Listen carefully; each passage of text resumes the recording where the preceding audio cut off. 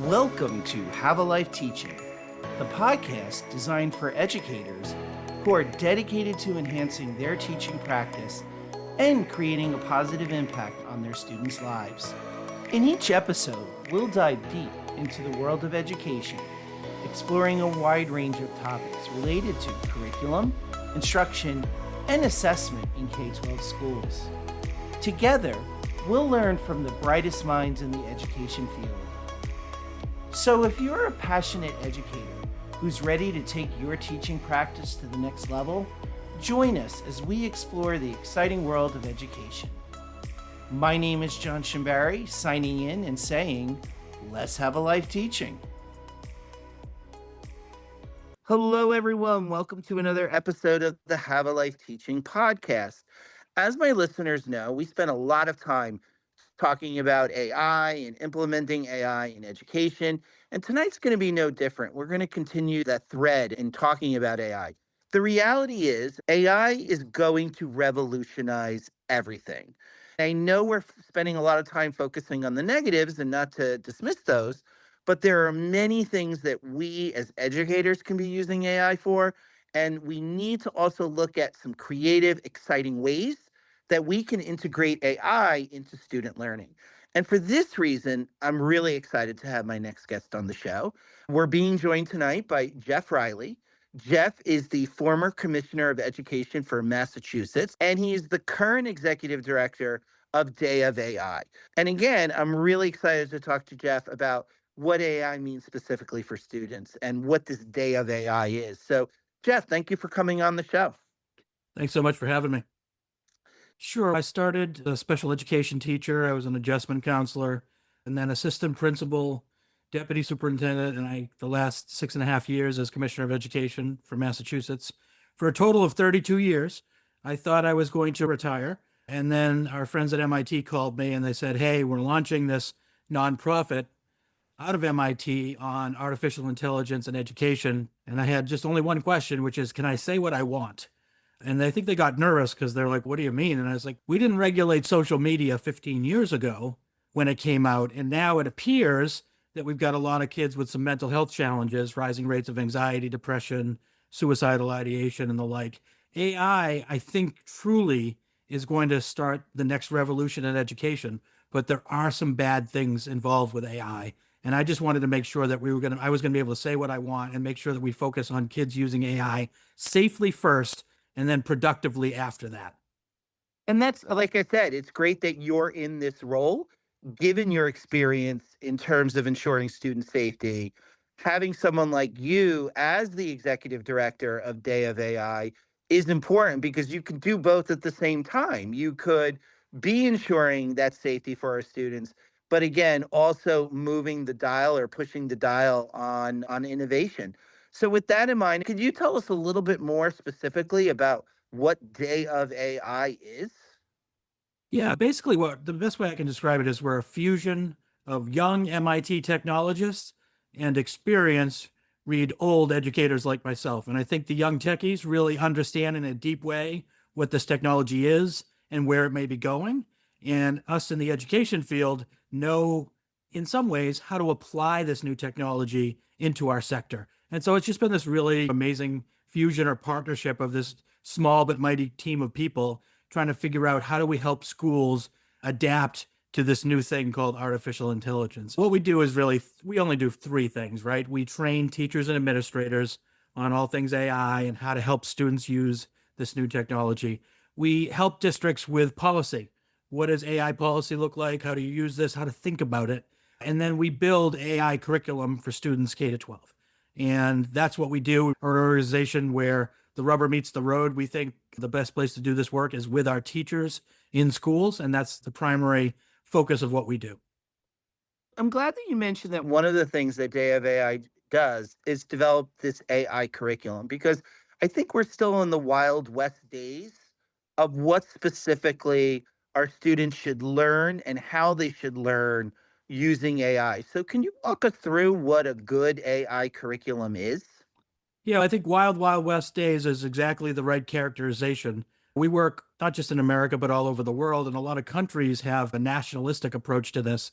In America, we're all about local control.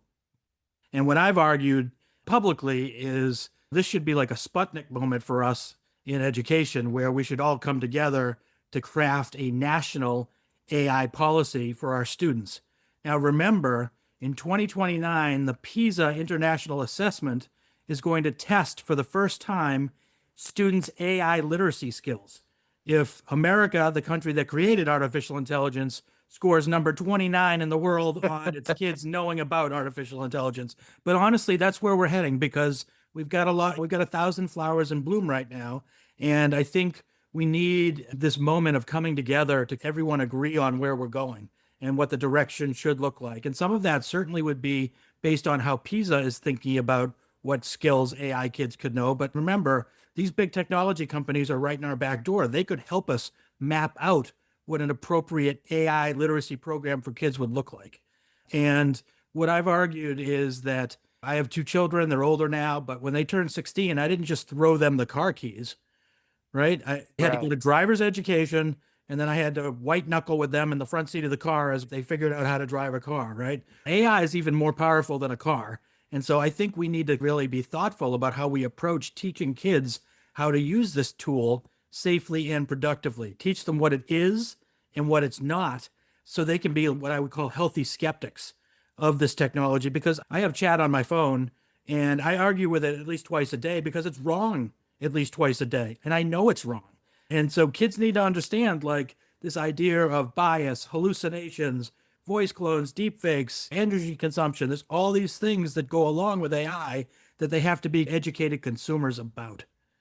And that resonates with me. I actually tell AI to push back on me so it doesn't just validate every thought that I have, but actually can serve as almost like a critical friend. But I've had to say in the prompt, push back on me if I'm not looking at this the right way. That's one really smart way to approach it, because remember, AI tends to be sycophantic and to tell you're the smartest person in the world and gives you what it thinks you want to hear. And that's not always the best course of action. So asking it to be a critical friend, I think, is a very smart course of action for you. Now, Jeff, can you walk us through, not obviously the whole curriculum, because I will be putting links to Day of AI and where folks can get more resources, but could you take us through either a lesson or a unit that you're really proud of that really speaks to what you're talking about in terms of A, developing a student confidence in using it, but ensuring that they're also safe at the same time? Yeah, I would say the best thing for your folks to do at home is maybe just go to our website, dayofai.org or dayofaiusa.org. All they have to do is type in their email addresses, but that will take you behind the curtain and you can have access to the free curriculum that our people have built. And again, it goes from K to 12. And some people are surprised that not all of the curriculum is necessarily technologically based. We have some analog lessons about how to learn about artificial intelligence. And I'll give you one example. One of my favorites where I embarrass myself a little bit is I usually talk to third, fourth, or fifth graders and I tell them, pretend I'm an alien. And I put on an alien mask and I said, I've come to your world and I want you to teach me how to make a peanut butter and jelly sandwich. And chaos ensues because they say, put the peanut butter on the bread. And I take the whole jar and I slam it on the bread. And so what they learn is they have to do it in very step by step directions, which, by the way, is what coding is. But what I'm arguing is when you teach kids about the peanut butter and jelly lesson, step by step directions and being detailed in your approach is basically how to write good prompts or how to speak good prompts into an AI. The more descriptive you can be, the better information you're going to get back. And kids can intuitively understand this without ever having even touched a computer. Exactly. Now, you also at Day of AI do a lot of work globally, and I believe you also have competitions, correct? Yeah, so we have some challenges coming up through our Day of AI USA tour. That tour is we're going across the country this year. It's coming back Boston in July for the celebration of the country's 250th anniversary, where we're going to have kids. We have an AI challenge, AI for a Better World, where kids are going to use AI to solve for problems in this world. We have AI in the arts. My favorite one we're doing is we are inviting two kids from every state to come and serve as student senators to the Edward M. Kennedy Institute, which is an exact replica of the U.S. Senate. and they're going to create a national student AI policy. That student AI policy will be done long before the adults in Washington have a national AI policy, right? But it's this idea of student leadership and letting kids show what they can do. But our kids, it's almost like it's intuitive for them, right? Because they've been born into this world. And rather than be worried about that or try to bury our heads in the sand, let's embrace our kids' knowledge of this and let's let them show leadership in AI so they can demonstrate what they're going to do. I think when we think about artificial intelligence in the future, I say all the time, AI is not going to replace teachers, right? There's a human element to teaching. It's all about personal relationships, in my opinion. But I would say in the future, people with AI skills might replace those without AI skills. And so if that's the case, then all of our kids need to have a deep understanding of what AI is and isn't. They need to really be literate in this new technology. We often talk about the 3 R's: reading, writing, and arithmetic, but it's really, I think, the 4 R's now, right? It's reading, writing, arithmetic, and artificial intelligence skills. I think in this new economy that our kids are going to be going into, they're going to need to understand this technology. I agree. One quote that he said that I love is, as teachers, are we preparing students for our past or their future? Oh, that's brilliant. And I do think it's brilliant because AI is their future. So if we create policies that ban AI outright, that's not doing our students a service. It's actually doing our students a disservice. It might be protecting them, but it's going to hold them back on those from developing those skills that they will need to develop to be productive members of society. I'm glad that you mentioned that, Jeff. I couldn't agree more. And in the first tidal wave, the guy's trying to hold back the tide. And in the second one, he's buried his head in the sand. And in the third one, he's surfing the wave. And when I show this to teachers, I say, let's go surfing. But you know what? Even if you don't want to surf, let's just dip our toe in the water because whether we like it or not, AI is already here. Every time you try to send a text and it tries to predict your next word, that's artificial intelligence. You're on Netflix and it curates for you movies it thinks you will like based on your viewing history. That also is artificial intelligence. Like it's coming whether we like it or not. So, how do we figure out how to use it safely and productively? Because we want to keep our kids safe, but we also know they need to have these skills going forward.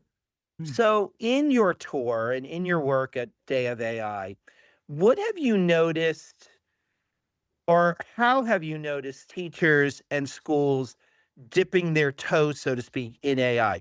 What have been some of the more interesting projects you've seen students working on? And how have teachers been embracing AI as well? Yeah, let me start with the teachers because I think that's where you really have to win the day. I think kids, as I said before, they have a facility with this already. And what we try to do when we train schools and districts is we show them, God forbid, how AI can make your life easier.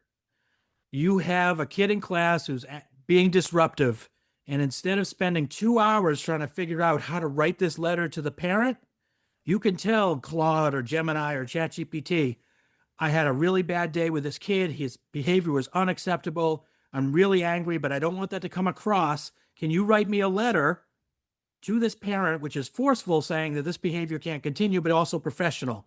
And within 15 seconds, Gemini, ChatGPT, whatever, can give you a foundation letter that you can tweak. And it can save you all that time and hand wringing that otherwise you wouldn't have done. Teachers, they've got caseloads of, I don't know, 150 kids, and they've got to grade all their essays. You can put in a rubric to AI and have the AI through Brisk or another program grade the papers, take a first pass at it. That doesn't mean you should just let the computer do it, but you can let them take a first pass at it, and then it gives a little score, and then you can go back in and personalize it. But you're saving yourself a tremendous amount of time as a teacher, which you could actually use to get that time back to, God forbid, think about how to build and create great lessons for kids.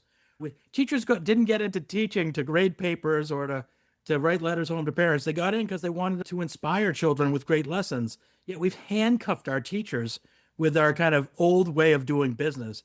But when we show teachers how this can make their lives easier, they're blown away. The last example I'll give you, I was a special education teacher for many years, and I would spend hours writing an IEP, an individualized education plan. Now there's a program called Magic School, and in its suite of services is as an IEP generator, and it can help build you a foundation for an IEP like that. Now, again, you still have to go back in because you're the expert on the child and take that foundation and really make it a living, breathing document. And if you don't, otherwise, it's not an individualized education plan, but it can save you a lot of time and money on kind of the big picture items and allow you to focus. You are the expert on the kid. So you've got to go back in and use it. And that's going to be one of the big points about AI, which is you want to use this as a way to help you move faster and further than you ever could before.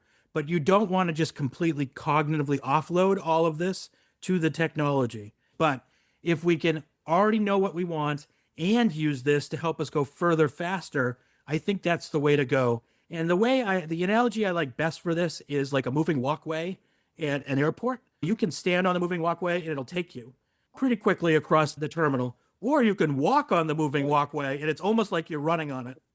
In fact, I'll give you one. So I'm doing some coaching at a school.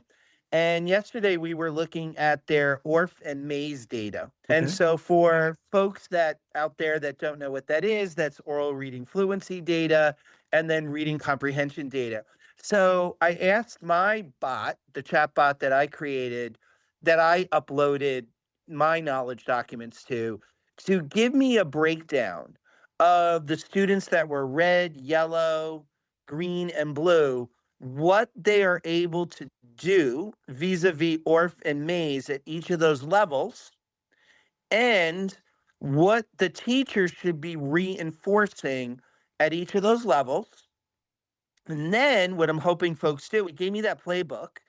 It also created for me, Jeff, which I shared with the school, basically individual student reports, to your point where we don't want to totally divorce the teacher from this.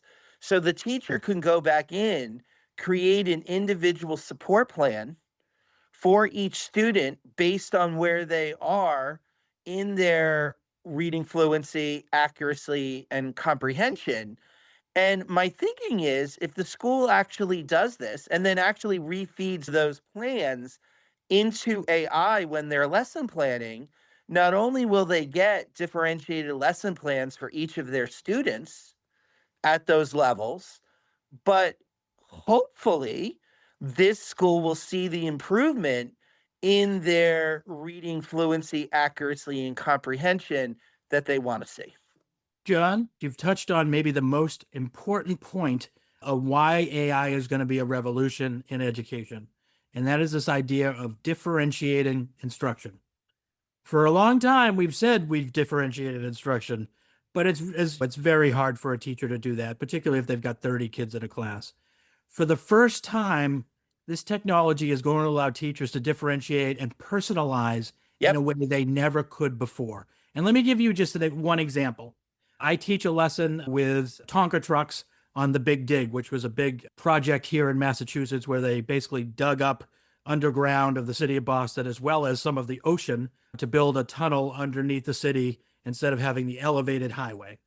And in this classroom, hypothetical middle school, eighth grade science classroom, you've got a wide range of abilities. Most kids, yes, they read around the middle school grade level, but you've got one kid who might read at a second grade level. You've got another kid on the other end who might read at a college level. And those two kids are often disconnected from the group because the kid who reads at a second grade level can't keep up, doesn't understand what's happening. The kid who reads at a college level is bored. But for the first time, you can beam an article on the Big Dig written at a second grade level to that one kid without embarrassing them. Another article written at a college level to the other kid, keeping him or her engaged, again, not calling them out in any way. And then the other kids get the middle school summary of the Big Dig, and then they could all do the activity together. And so you're differentiating in real time in a way you never could before. And the other thing you're highlighting there is although AI is global, it can really rev up or supercharge or turbocharge, if you will, place-based learning. So you were just mentioning the Big Dig and Boston, and it also makes me wonder how AI again could help teachers connect with what is going on locally and how those local issues are connected to global issues. So, what are some of the projects you're working on at Day of AI that are international? So we just had a big summit in Dubai. I'm more nationally based in America, but where countries came from all over the region to learn about AI literacy for kids and how schools are rolling it out. We've basically trained a huge number of teachers in Colombia, in Australia, we're in countries all over the world right now. But people are just very excited about this. We're in Rwanda, we're training all the teachers in Rwanda, and a lot of them, as I said earlier, because they have kind of a nationalistic approach to this, are able to say, this is what we're doing at a very high level, and then all teachers in that country will do it. And that's very different than how we approach things in America, where it's either state by state, but even within the states, it's usually district by district deciding what they're going to do for professional development. So it's just a fundamentally different universe in America versus some of these other states. What are you seeing other countries doing in terms of their focus on AI that you think we should look towards as models? Are there any countries in particular that you think that we should, even though we're never going to have a national curriculum in Right. anything, let alone AI? Let's be honest just about the way the United States works.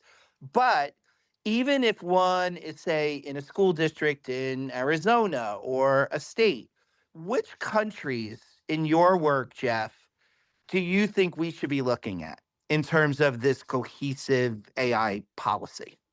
I think every country tries to do things according to their own culture and region. I think, look, the Chinese are going hard at AI K to 12.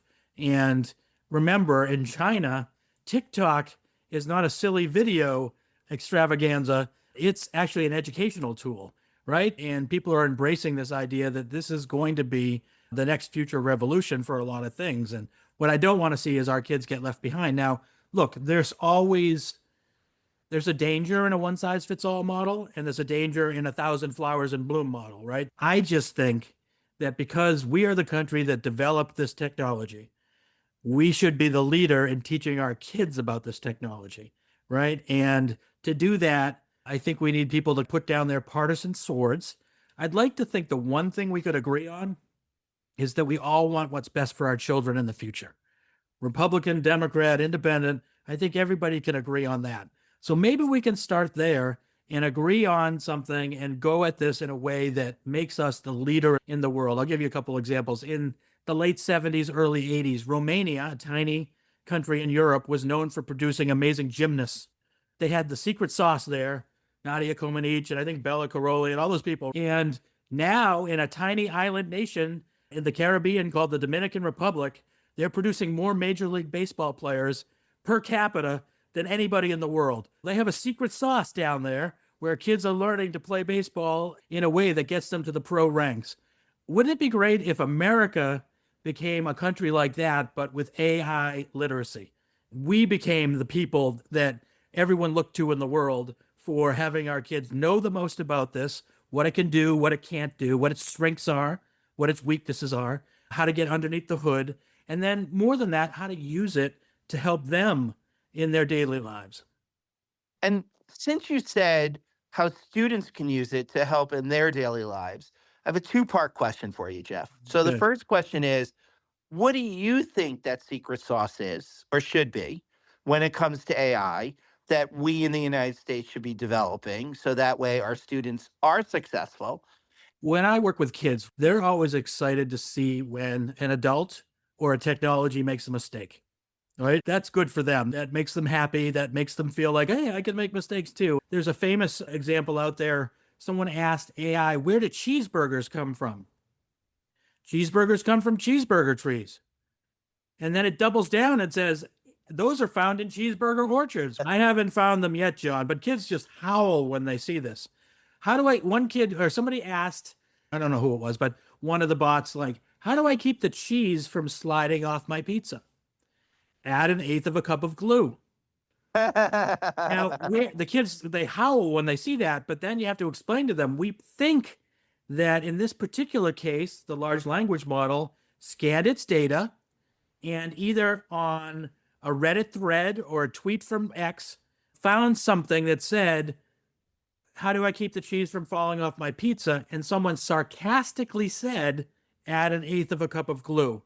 The computer didn't know it was sarcastic and presented it as the honest, truthful information. And so when kids can see that this thing can make mistakes, that teaches them in a very fundamental way that they have to be healthy skeptics.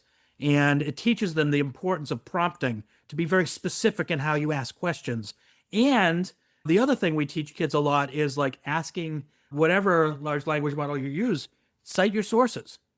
Where did you get that information from, ChatGPT? And then look it up and see if those are actual sources. He turned in his brief to the judge in advance of the trial where he used AI to help him build his case, and AI hallucinated 3 examples of cases that didn't exist. Oh, wow. So the judge, being well versed in the law, knew that these weren't real cases, and now this attorney is going to be sanctioned and possibly disbarred because he was using information that was just flat out not true. Otherwise, you're getting this generic, high level idea about what's good and bad. And until all the different experts in education and in medicine and law sit on top of large language models and start refereeing, for lack of a better phrase, what's fair and what's foul, it's going to take some time for good information to come out. And in fact, that is how I reference the chatbot that I'm creating because people will ask me, Jeff, can I just go onto regular ChatGPT or Claude or Gemini? And I say, yes, you can. The only difference is I am consistently uploading my chatbot, which is a GPT off of ChatGPT. Yeah. So it still has access to everything ChatGPT has access to, but I've trained it to focus specifically on education, and I'm uploading the coaching documents that I know are good systemic school improvement tools. So Well, when they that is go on, perfect yeah, because you're an expert. And so you're going to make an expert product versus somebody else that hasn't been in education like you've been. And that is what people need to understand is they could go to your product or they could go to somebody who's never set foot in a classroom and have claim to have the same product. but I would still argue that that I have that content knowledge that I'm building in. And so it's still worth doing. It's still worth it for districts and teachers to be using their own bots. So, for the benefit of our listeners, could you explain in your words what a language model is and how that differs from, say, traditional coding so people out there don't freak out and think you have to be a coder to use this stuff? Yeah. Now with AI can do a lot of the coding for you, but you need to have the directions to be able to put it in. Large language models, they scan from all over the place, but there's a question of, is this information of quality? Like I would just, when I talk to kids, I was like, do you believe everything on X on Twitter? Do you believe everything on Reddit? No, that's sometimes what large language models are built on, right? All of this information, and it's like a giant prediction machine, and they're trying to find the most logical form of the answer, but it doesn't always work out perfectly, right? And so until you can get experts to go in and sit on top of them and guide it into what's fair and what's foul, we're going to get blunt answers.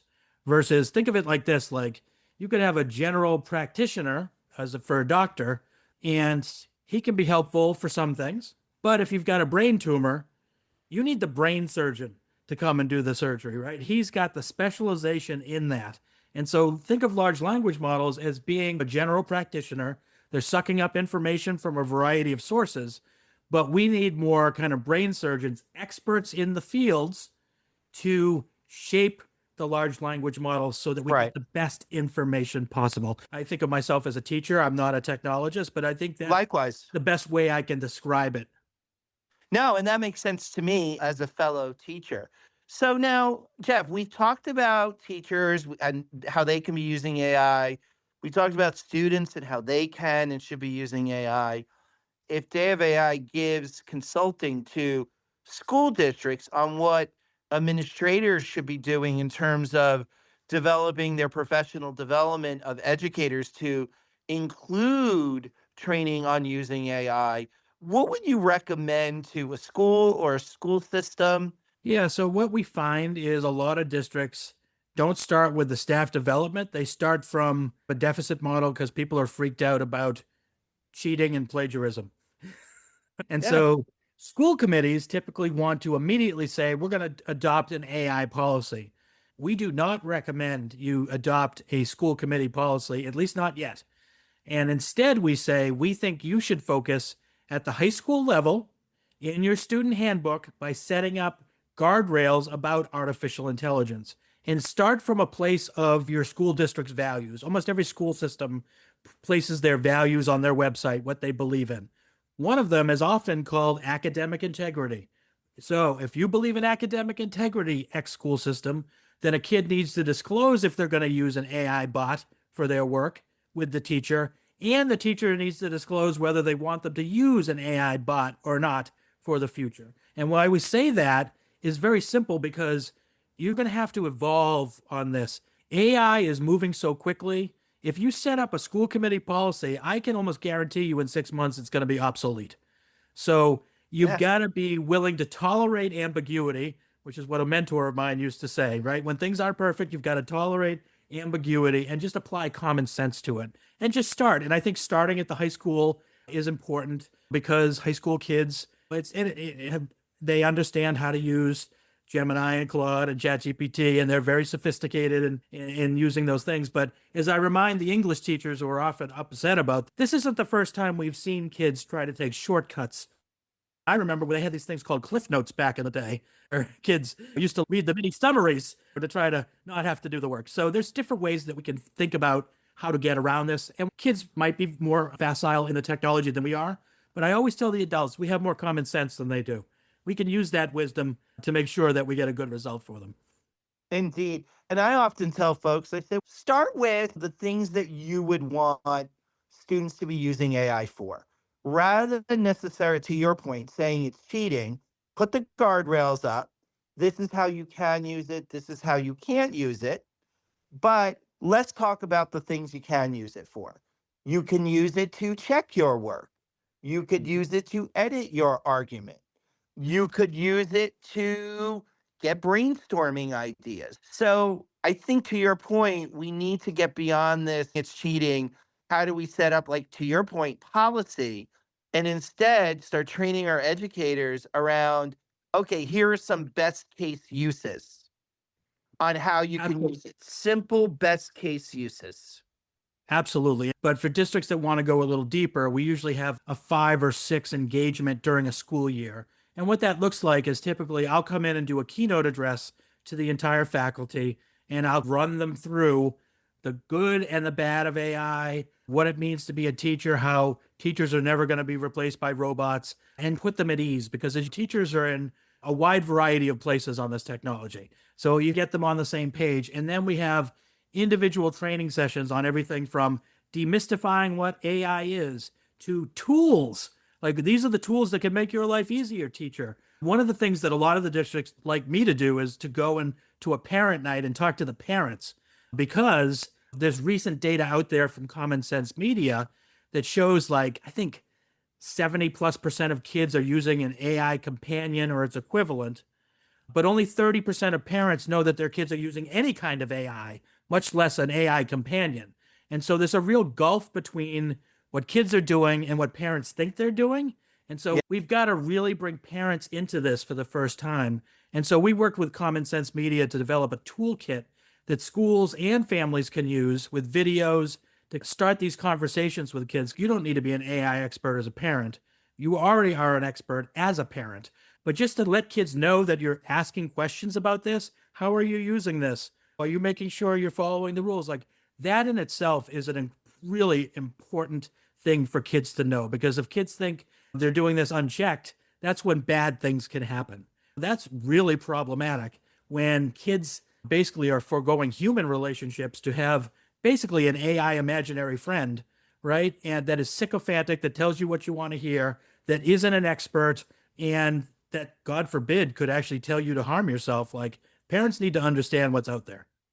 Yeah. So I've been making sure that I'm putting in rules that if they say anything about harming themselves or someone else, It immediately gives them resources of where they should go, that they should go and talk to their teacher, that this is a teaching bot and that is what it is solely.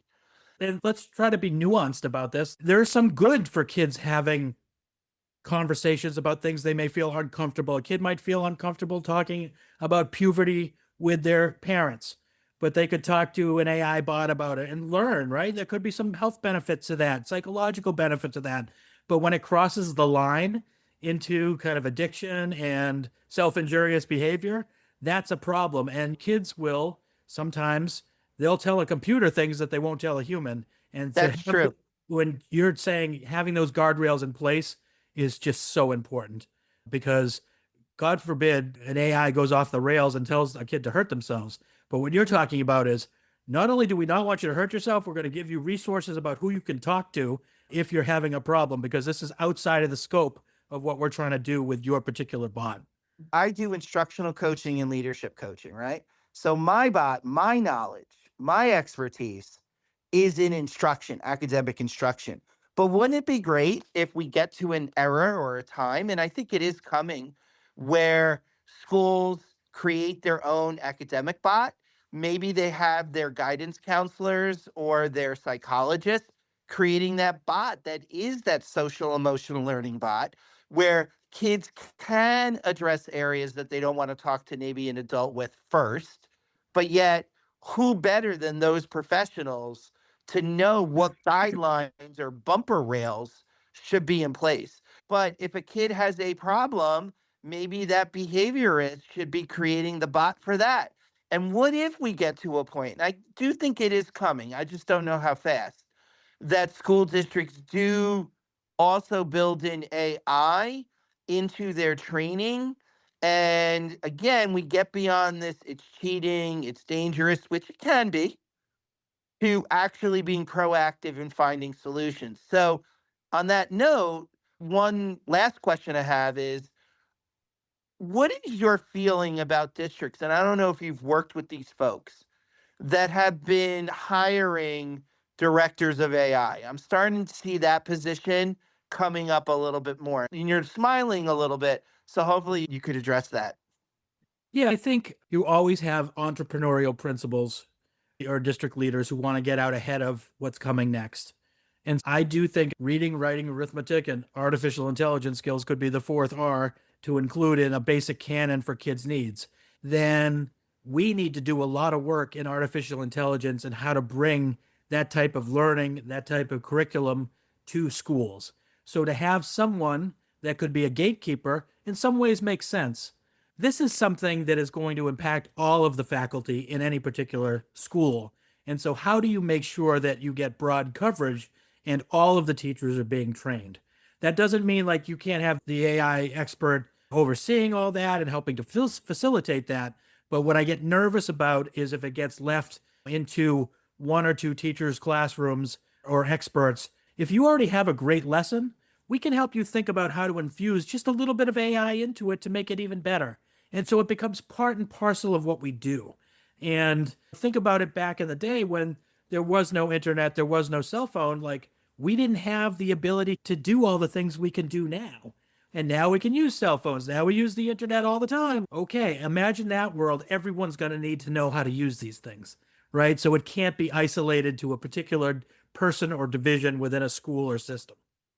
So, Jeff, we've talked about a lot about Day of AI, what you do in schools, what schools should be doing when it comes to training their teachers and using AI with students. What have we not talked about? I think the thing that's I'm most excited about, and I think we hit on it just a little bit, is this student leadership in AI, having kids solve problems to make for a better world. We've got some a lesson called Me, Myself, and AI, where it's an art lesson where kids are able to do self portraits and compare it to a portrait drawn by Dali or another program. And we did that at the Museum of Fine Arts in Boston recently. This is going to enable teachers to get back to the business of teaching, right? We've had tough times. COVID wasn't fun for most people, right? We've lost a lot of people in the profession, right? I would argue for the last 30 years, we've done something called ed reform. And basically, ed reform was in exchange for dollars, we needed dollars. We said we're going to put in standards, accountability, assessment, all important things to build a structure in our schools. But I think that can only take you so far. And what I think we have is this moment to say after COVID, how could we reimagine what school looks like and get back to this idea that kids learn through play?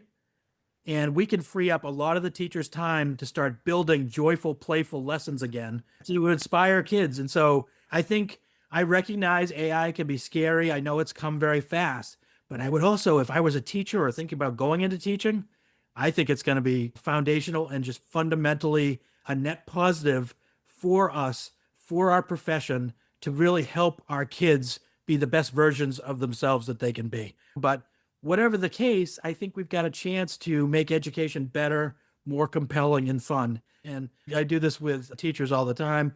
I say, how many of you have kids? Probably 70% of the room raises their hand. I said, okay, let's do a role play. You come home from school, you ask your kid, how was school today? And they say, good or Fine. fine. Good, fine or good, both acceptable. What'd you learn today?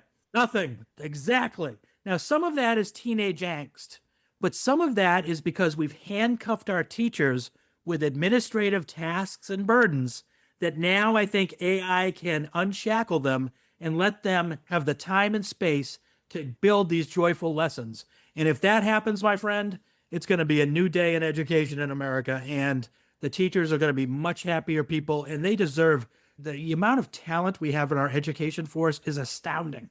We need to unleash them, right? We've shackled them for too long. And I think AI is going to allow us to do that. So now, Jeff, where can people find out more about you and the work that you do?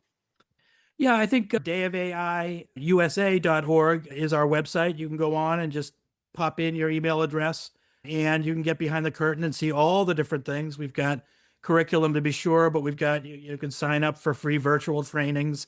You can reach out to us for if your school wants to go deeper and have in-person trainings. There's family toolkits and videos for parents, all kinds of resources there. And if you need to reach me personally, I'm just Jeff at JEFF at dayofai.org.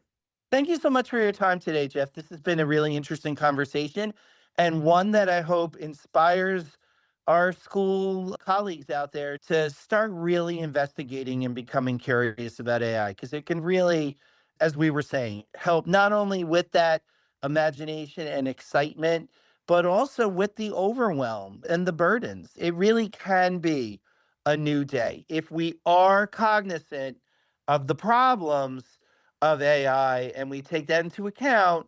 We can maximize the benefits and minimize those problems. So again, Jeff, thank you so much for your time. Thank you. Thank you for listening today. I hope you got some great tips that you can bring back into your teaching. Remember, have a life teaching without sacrificing your own. Also, don't forget to subscribe and be well.